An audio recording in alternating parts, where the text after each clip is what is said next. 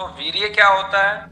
वीर्य सरल भाषा में कहूं, किसी भी व्यक्ति की क्षमता होती है, हम उसको क्या बोलते हैं? उसकी ताकत बोलते हैं। मनुष्य की क्षमता को हम उसकी ताकत या पावर कहते हैं। इसी प्रकार से किसी भी औषधि में अनेकों गुण होते हैं, ठीक है, लेकिन उन गुणों में से जो प्रधान है, ठीक है, जैसे हम मनुष्य को देखते हैं, गुण तो मनुष्य में अनंत है, लेकिन जो गुण उसका सबसे ज्यादा प्रधान हो जाता है, जैसे एक चोर है जो चोरी करता है, अब उसके अंदर गुण तो बहुत सारे हैं, लगभग आप ही के समानांतर सारे गुण होंगे, लेकिन उसका प्रधान गुण क्या हो गया? चोरी। तो हम उसको क्या बोल देते हैं? चोर। एक जो चिकित्सक होता है ना, उस चिकित्सक में वो सारे गुण होते हैं, सामान्य मनुष्य में जो गुण होते हैं, लेकिन उसका प्रधान गुण क्या हो गया? चिकित्सक। तो हम उसे क्या बोलते हैं? चिकित्सक। पुलिस वाले को हम पुलिस वाला बोल देते हैं, क्योंकि प्रधान गुण उसका वहां पे वो हो गया। तो इसी प्रकार से किसी भी औषधि में, किसी भी द्रव्य में अनंत गुण होते हैं, लेकिन उन्हीं गुणों में से जो सबसे अधिक शक्तिशाली और प्रभावकारी और जो सक्रिय होता है, एक्टिव होता है, उसको हम क्या बोलते हैं? उसको हम बोलते हैं वीर्य। ठीक है। तो औषधि का सबसे प्रभावशाली, सबसे शक्तिशाली, सबसे एक्टिव, सक्रिय जो गुण होता है, उस गुण को हम क्या बोलते हैं? वीर्य। वीर्य किससे? वीर्य जो है रस से भी अधिक शक्तिशाली है, अतः ये रस के प्रभाव को गौण कर देता है। क्या कर देता है? गौण, प्रदान कर देता है। इस वीर्य के आधार पर ही औषधीय द्रव्यों को मुख्य रूप से दो भागों में बांटा जाता है। तो हम ये समझे कि वीर्य क्या? वीर्य किसी भी औषधि का प्रधान गुण है जो रस को भी गौण कर देता है। और वीर्य दो प्रकार का होता है, ठीक है। एक होता है उष्ण वीर्य, एक होता है शीत वीर्य। इसे लोक व्यवहार में गर्म या ठंडी तासीर वाला द्रव्य भी कहा जाता है। रोगी की प्रवृत्ति के अनुसार उष्ण वीर्य और शीत वीर्य औषधियों का चयन किया जाता है। इसी वीर्य के कारण ही औषधि द्रव्य रोगों का क्या करता है? नाश करता है। स्वास्थ्य को बनाए रखने और औषधि द्रव्य का सेवन करने पर पाचन क्रिया के दौरान जब उस पर जो हमारा मेटाबॉलिज्म है, चयापचय क्रिया जो होती है, उस द्रव्य की पंच महाभौतिक और रासायनिक संरचना भी बदल जाती है। इससे दोषों और धातुओं की प्रतिक्रिया होती है और इसी प्रतिक्रिया के कारण मधुर, तिक्त और कषाय रस वाले द्रव्य। अब यहाँ पे देखो, एक और चीज मैं बताता हूं, इससे आप लॉजिक निकालोगे। मधुर, तिक्त, भले आप इसे नोट कर लो, मधुर, तिक्त और कषाय, जिसमें ये मुख्य तीन द्रव्य होंगे, मधुर, तिक्त और कषाय, इनका प्रभाव शरीर पर क्या मिलेगा? शीतल प्रभाव रहेगा। ठीक है। तो मधुर, तिक्त, कषाय वालों का शीतल प्रभाव होगा, उसे हम क्या बोलते हैं? शीतवीर्य।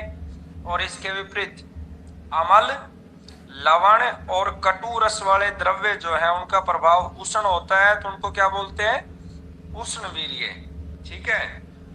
अब ये इसमें कंफ्यूजन कहाँ जाएगा? मान लो किसी के अंदर 5-5 रस हैं, वो कहाँ जाएंगे? वहां पे जाके तो उसमें क्या करना है कि प्रमुख रस को देखना है। प्रमुख रस, मैंने एक कक्षा के अंदर थोड़ा सा हम डिस्कशन पे चले गए थे। एक भाई कह रहा था कि इसमें 6 रस नहीं, इसमें 5 होते हैं, है ना, कुछ ऐसा था, 4 रस होते हैं। मैं उस दिन भी आपको यही समझाने वाला था कि जितनी भी औषधियां हैं, जितने भी द्रव्य हैं, वो अपने आप में पूर्ण है, अपूर्ण कोई नहीं है।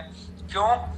यानी कि पूर्ण होने का अर्थ है कि हमारे रस कितने हैं? मधुर रस है, मधुर के बाद अम्ल है, अम्ल के बाद लवण है, लवण के बाद कटु है, कटु के बाद तिक्त है, और तिक्त के बाद कषाय है। ये जो 6 रस हैं, इन 6 रसों से शरीर बना है। तो आप कल्पना करो, जैसे एक मनुष्य का शरीर है, ठीक उसी प्रकार से इस प्रकृति में जितने श्वास लेने वाले जीव हैं, श्वासाहारी जीव बोलते हैं, उन सब में भी 6 के 6 रस है। और जितनी भी वनस्पतियां और हैं इस प्रकृति में, उन सब वनस्पतियों में भी 6 के 6 रस हैं। ये मेरा मत है, मैं इसे किसी शास्त्र से कंपेयर नहीं करूंगा। मैं जो बोलूंगा, मैं जो भी बोलता हूँ, वो मैं अपने अनुभव और अपने लॉजिकों से बोलता हूँ। तो कुछ चीजें एक तरीके से शास्त्रों से भिन्न मिलेगी। कैसे?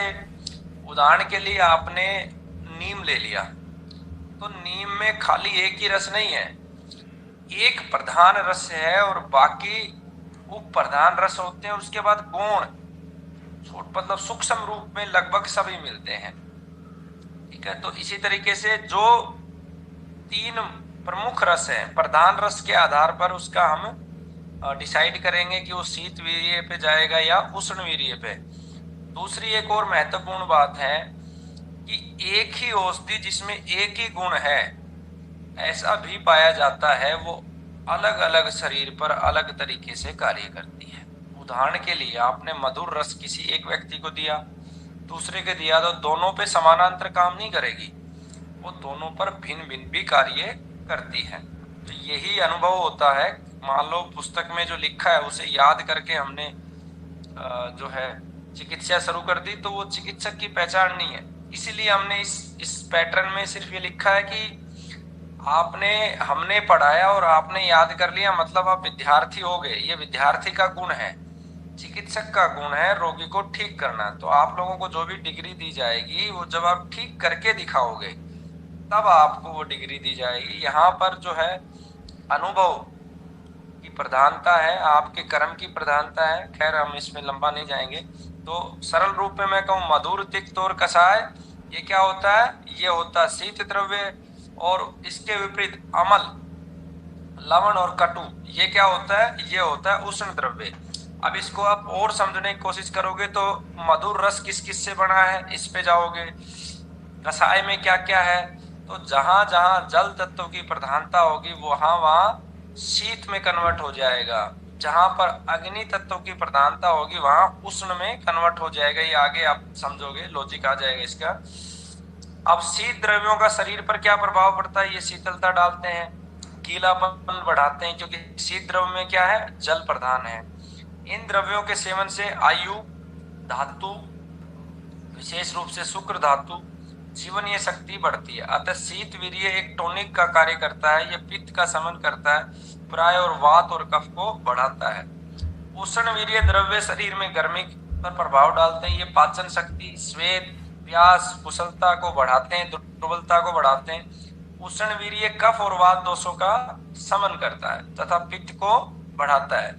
कुछ विद्वान शीत और उष्ण वीर्य के अतिरिक्त 6 अन्य वीर्य भी बताते हैं, जिसकी सहायता से किसी औषधीय द्रव्य में गुणों का निश्चय किया जाता है।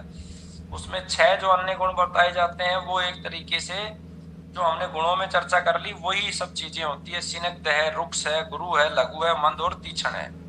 ये 6 के 6 हमने गुणों में पढ़ लिया। तो ये बेसिकली होते गुण है, सबका अपना अपना मत है, सब श्रेष्ठ है। ठीक है। इस प्रकार शीत और उष्ण को मिलाकर वीर्यों की कुल संख्या कितनी होगी? 8 मानी गई। परंतु मुख्यतः और शीत और उष्ण हम जो हमारे अध्ययन में चलेंगे, कंफ्यूजन नहीं रखेंगे, उसमें शीत और उष्ण केवल 2 का ही प्रयोग करेंगे। जब ये दोनों वीर्य भी अधिक शक्तिशाली नहीं होते हैं तो इन्हें वीर्य न कहकर गुण कहा जाता है। इस प्रकार इस आधार पर मुख्य औषधि द्रव्यों में वीर्य नहीं भी पाया जाता है। जिस तरह से आहार द्रव्यों में रस की प्रधानता होती है, इसी प्रकार औषधीय द्रव्यों में वीर्यों की प्रधानता होती है। तो वीर्य, आई होप आप समझ गए होंगे वीर्य का अर्थ क्या है। एक औषधि में जो है अनेकों गुण होते हैं और उन गुणों में से जो सबसे ज्यादा शक्तिशाली, सबसे ज्यादा सक्रिय होता है उसी को क्या बोलते हैं? वीर्य। वीर्य 2 प्रकार का होता है, शीत और उष्ण। शीत वीर्य बनता है किससे मिलके? मधुर से। ठीक है। और दूसरा क्या बनता है? मधुर, तिक्त, कषाय।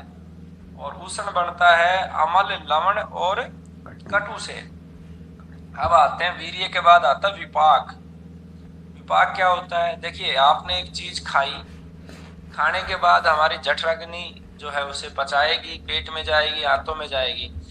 तो एक तरीके से पचने के बाद उसका शरीर पर क्या प्रभाव पड़ा उसे हम विपाक कहते हैं।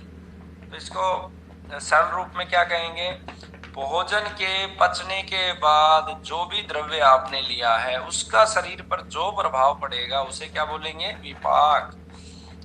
इसको किताब में किस तरीके से लिखा है वो मैंने अपनी भाषा में बता दिया। किताब की भाषा क्या कहती है? जठराग्नि के संयोग से द्रव्यों के पाचन के समय जो अन्य रस उत्पन्न होते हैं उसे क्या कहते हैं? विपाक। तो इस प्रकार अंतिम स्थिति में किसी द्रव्य में जो रस उत्पन्न होता है वही क्या है? विपाक।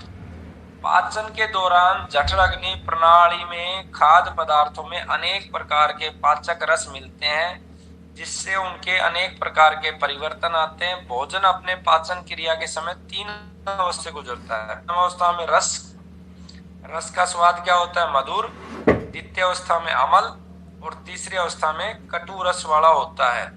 पाचन की अंतिम अवस्था में द्रव्य का सार और कीट भाग अलग अलग हो जाते हैं। कीट का अर्थ यहाँ पे मल से है, लैट्रिन से है, अलग अलग हो जाते हैं। और मल भाग के अलग हो जाने पर सार भाग में केवल रस के रूप में शेष रह जाता है और यह द्रव्य का नया ही रूप होता है और उसका रस भी नया उत्पन्न होता है और यही क्या है? विपाक। अब विपाक को समझेंगे। रस के आधार पर विपाक के तीन भेद हैं। कौन कौन से हैं? मधुर, अमल और कटु। ठीक है, मधुर, अमल और कटु। मधुर और लवण रसों का विपाक प्राय मधुर होता है। अब जो 6 रस हैं उनका विपाक आप समझ लो। लवण रसों का और मधुर का कैसा होता है? प्राय मधुर ही होता है। अमल रस का जो है विपाक जो होगा वो होगा आपका अमल रस का प्राय अमल और कटु, तिक्त एवं कसाय रसों का विपाक प्राय कटु होता है।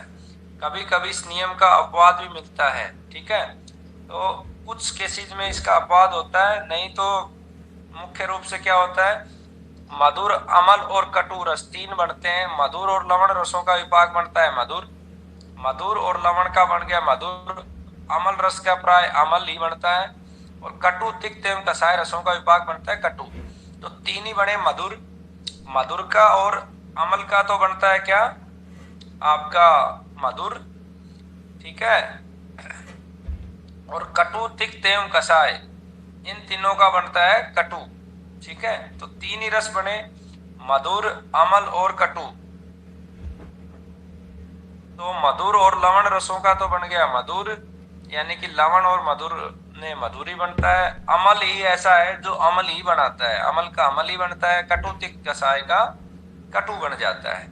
अब इसका जो अपवाद है, अपवाद का अर्थ होता है कि एक सार्वभौमिक सिद्धांत है कि भाई उत्तराखंड के लोगों की हाइट जो है वो कम होगी। पहाड़ के लोग हैं, ये धीमे धीमे चलेंगे, धीमे धीमे बोलेंगे, क्योंकि उबड़ खाबड़ में पैदा हुए हैं, ऊंचा नीचा है, तो स्लो स्लो चलने की आदत है। और हरियाणा राजस्थान के लोग जो है हाइट के भी लंबे होंगे, धीमे से नहीं बोलेंगे, तेज तेज चलेंगे। अब ये बात तो एक सार्वभौमिक बात है, लेकिन इसके विपरीत हरियाणा में कोई 5 फीट का पैदा हो गया तो वो क्या, उसे क्या कहेंगे? उसे कहेंगे अपवाद। और उत्तराखंड में कोई 6 फीट का पैदा हो गया तो उसे क्या कहेंगे? अपवाद। ठीक है, अधिकतर उत्तर प्रदेश के लोग रहने वाले हिंदी भाषी होते हैं, उनकी हिंदी बड़ी शुद्ध होती है। ठीक है, लेकिन अगर कोई अशुद्ध हिंदी वाला हो गया मेरे जैसा तो उसे क्या कहेंगे? उसे कहेंगे हम अपवाद। ठीक है, मूल धारा के विपरीत अगर कुछ होता है तो उसे हम क्या कह सकते हैं? अपवाद। जैसे तेल है, तेल का रस क्या है? मधुर, और इसका विपाक क्या होता है? कटु। और वैसे मधुर रस का क्या बनता है विपाक? मधुर ही बनता है। ठीक है, फिर है लवण के बारे में एक उदाहरण दिया, एक ये सोवरचल होता है, इसका रस होता है लवण और बनता क्या है? कटु। और वैसे लवण रसों का क्या बनता है? मधुर। फिर है आंवला, आंवला क्या है? अमल। ठीक है, और इसका क्या बनता है? मधुर। और अमल का बनना क्या चाहिए? अमल। अब इसका कारण भी है आंवले का कि अमल का अमल ना बन के मधुर बनता है। इसीलिए आप देखोगे कि आंवले को खट्टा होते हुए भी खिलाया जाता है। जहाँ खटाई के परहेज है वहां भी आंवला खिलाया जाएगा। इसका कारण यही है क्योंकि इसका जो इफेक्ट है, अंतिम परिणाम है, वो अमल ना होके मधुर है। ठीक है, उसके बाद पीपली है। पीपली क्या है? कटु है, स्वभाव में कैसी है? कटु है। सुंडी और पीपली कटु होते हैं, लेकिन इनका अंतिम प्रभाव क्या जाता है शरीर पे? मधुर। ठीक है, उसके बाद हरित की है, हर्ड, उसका रस कौन सा? उसमें कसाय, लेकिन उसका परिणाम क्या जाता है? मधुर। फिर उसके बाद पटोल है, पटोल क्या है? तिक्त है, और वो बनाती क्या है?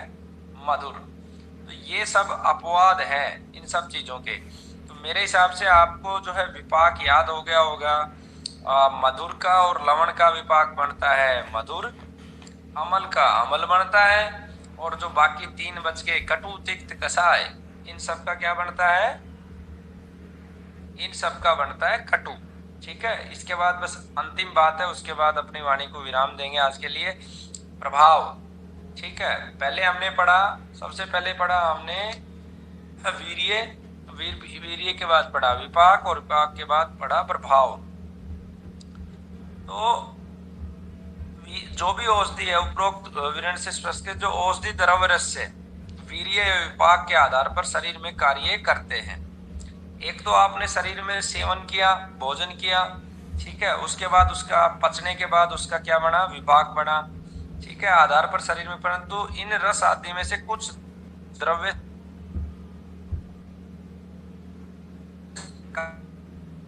शरीर पर सर्वथा अलग कार्य की क्रिया होती है, जिसे रोग विशेष शांत होता है जाता है। जिस तत्व के आधार पर यह विशेष प्रकार की क्रिया होती है उसी तत्व को क्या बोलते हैं? प्रभाव।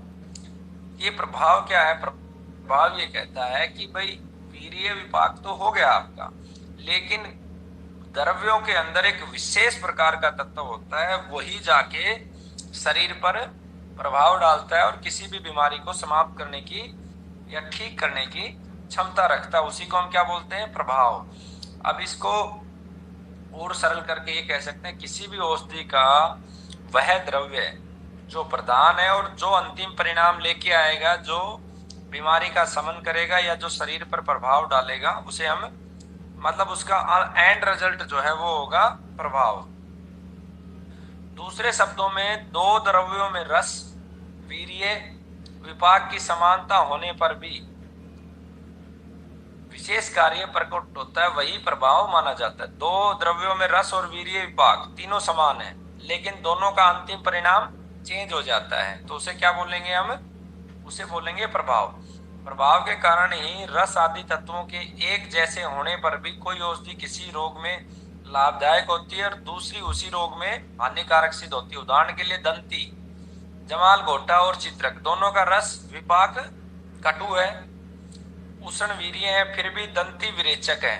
दंती किसे बोलते हैं? दस्त लगा देती है। जमाल घोटा, टंकी के पास ही खड़े रहते हैं इंसान पीने के बाद। चित्रक नहीं है। यानी कि तीनों चीजें समान है, रस समान है, वीर्य समान है, विपाक समान है, लेकिन अंतिम प्रभाव समान नहीं है। तो अंतिम प्रभाव दंती का क्या है? वो विरेचक है। चित्रक का क्या है? वो विरेचक नहीं है। जैसे मुलेठी और द्राक्षा, दोनों का रस वीर्य विपाक एक समान है, परंतु मुलेठी क्या है? वामक है, उल्टी कराने वाली है, और द्राक्षा बिल्कुल नहीं कराता। इसी प्रकार घी और दूध के रस वीर्य विपाक भी समान है, परंतु घी क्या है? अग्नि दीपक है, यानी कि घी आपकी अग्नि को दीपन करेगा, जिससे पाचन शक्ति बढ़ाने वाला, जबकि दूध नहीं करता है। कुछ औषधियों को बांधने या पहनने मात्र से जवर, अनिद्रा आदि रोग ठीक हो जाते हैं। जैसे सहदेवी की जड़ को अगर सिर पर बांध लें तो पुराने से पुराना जवर ठीक हो जाता है। अनेक धर्मों व संप्रदायों में अलग अलग तरह के ताबीज, मणि आदि पहनने, मंत्र जाप, अन्य धार्मिक कृत्यों को करने से जो रोग आदि पर प्रभाव पड़ता है उसी का कारण है उसमें विद्वान प्रभाव। जैसे उदाहरण के लिए पुनर्नवा की माला पहनने से पीलिया ठीक होता है, लेकिन कुछ प्रकार का पीलिया ठीक नहीं होता। ठीक है, आपका जो है अप्पा मार्ग, उल्टा काटा, चिरचिटा भी बोलते हैं, वो भी पहनने से पीलिया ठीक होता है। ठीक है, लेकिन सभी प्रकार का नहीं। तो इसका कारण क्या है? इसका कारण भी प्रभाव है। प्रभाव के आधार पर द्रव्यों को हमने 3 प्रकार से बांटा है। एक है समन द्रव्य, जो वात आदि दोषों का समन करते हैं, शांत करते हैं। एक है कोपन द्रव्य, जो द्रव्य वात आदि दोषों, रस, रक्त आदि धातुओं को कुपित करता है। और तीसरा है स्वास्थ्य हितकर द्रव्य, जो द्रव्य स्वास्थ्य को बनाए रखने में सहायक होते हैं। इस प्रकार द्रव्यों के विषय में ज्ञान प्राप्त करने के लिए रस आदि तत्वों को जानना आवश्यक हो जाता है, क्योंकि ये द्रव्य रस, वीर्य, विपाक व प्रभाव के माध्यम से ही शरीर पर क्रिया करते हैं। इनसे जो तत्व अधिक बलशाली होता है वह तत्व दूसरे तत्वों के प्रभाव को दबा देता है। इसी दृष्टि से रस की अपेक्षा विपाक अधिक बलशाली है और विपाक की अपेक्षा अधिक बलशाली है प्रभाव, क्योंकि रस जो है वो उसको दबा देता है। यानी कि प्रभाव जो है वो उसके ताकत उसकी ज्यादा होती है, वीर्य से ज्यादा विपाक की ताकत होती है और विपाक से ज्यादा प्रभाव। इस दृष्टि से रस की अपेक्षा विपाक अधिक बलशाली है, ठीक है। और क्योंकि वह रस को बेअसर कर देता है, और रस और विपाक की अपेक्षा वीर्य अधिक शक्तिशाली है, और वीर्य इन दोनों गुणों को दबा देता है। इसी क्रम में द्रव्यों में रस में सबसे कम बलशाली है, ठीक है, जो प्रभाव सबसे अधिक बलशाली है। इस प्रकार रस, विपाक, वीर्य एवं प्रभाव ये तीनों बलशाली होते हैं, लेकिन किस क्रम में? रस से ज्यादा बलशाली विपाक हुआ, विपाक से ज्यादा बलशाली हुआ